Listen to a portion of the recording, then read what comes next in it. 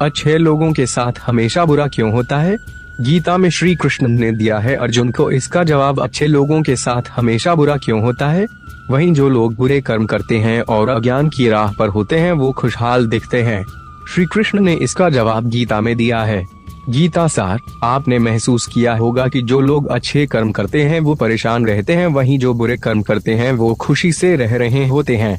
अच्छे कर्म करने वाले परेशान होते हैं कि आखिर उन्हें इतनी परीक्षा क्यों देनी पड़ रही है, जबकि जो अधर्म की राह में हैं वो खुश हैं और जिंदगी का लुत्फ उठा रहे हैं।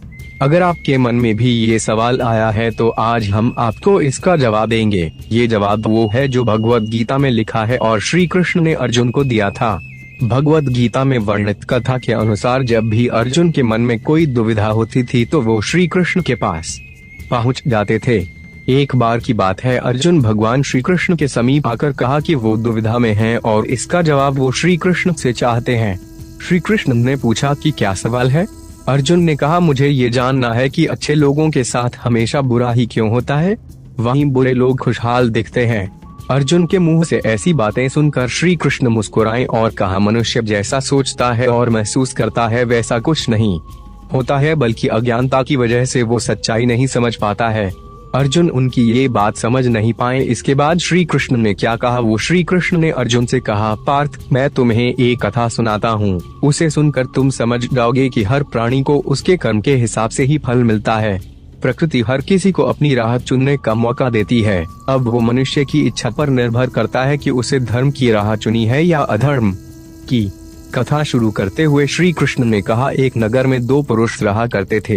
एक पुरुष व्यापारी था जिसके जीवन में धर्म की बहुत महत्ता थी। वो पूजा पाठ में यकीन रखता था। वो हर रोज मंदिर जाता था और दान धर्म भी करता था और हर रोज भगवान की पूजा करता था। वहीं दूसरा पुरुष बिल्कुल विपरीत था। वो हर रोज मंदिर तो जाता था लेकिन पूजा करने नहीं, बल्कि मंदिर के बाहर से जूते चप्पल चुराने। उसे दान और धर्म से कोई लेना देना नहीं था। समय बीता गया और एक दिन बहुत जोर की बारिश हो रही थी। इस वजह से मंदिर में पुजारी के अलावा कोई नहीं था। ये बात जब दूसरे पुरुष को पता चली तो उसने कहा कि ये सही मौका है मंदिर का धन चुराने का। पंडित से नजर बचाकर उसने मंदिर का सारा धन चुरा लिया।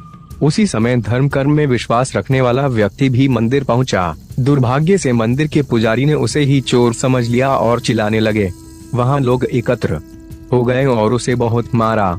किसी तरह वो बचते बचाते वहाँ से निकला तो दुर्भाग्य ने उसका साथ वहाँ भी नहीं छोड़ा।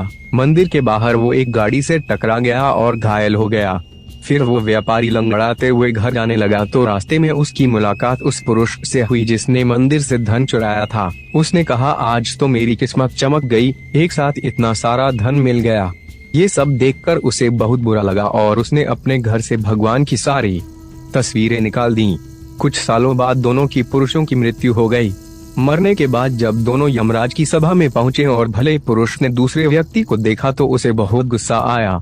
उसने क्रोधित होकर यमराज से पूछ ही लिया, मैं तो हमेशा अच्छे कर्म करता था, दान में विश्वास रखता था, उसके बदले जीवन भर मुझे अपमान और दर्द ही मिला और इस व्यक्ति को नोटों से भरी पोटली, आखिर ऐसा भेदभाव क्यों?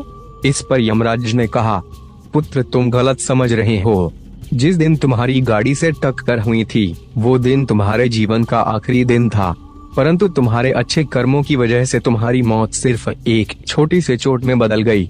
तुम इस दुष्ट व्यक्ति के बारे में जानना चाहते हो। दरअसल इसके भाग्य में राजयोग था, मगर इसके कुकर्मों और अधर्म की वजह से वो सिर्फ एक छोटी सी धन की पोटली में बदल देंगे। कथा सुनाने के बाद श्री कृष्ण अर्जुन से कहते हैं, पार्थ, क्या अब तुम्हें तुम्हारे सवाल का जवाब मिल गया? ऐसा सोचना कि भगवान तुम्हारे कर्मों को नजरअंदाज कर रहे हैं, ये बिल्कुल भी सत्य नहीं है।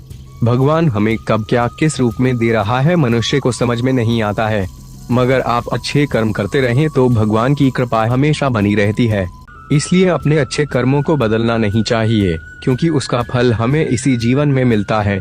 इसलिए मनुष्य का फर्ज है कि वो हमेशा अच्छे कर्म करते रहें, क्योंकि श्री कृष्ण ने गीता में भी बताया है कि किसी के द्वारा किया गया कर्म बेकार नहीं जाता है, चाहे वो अच्छा। अगर आपको हमारी वीडियो अच्छी लगी तो चैनल को लाइक और सब्सक्राइब करें।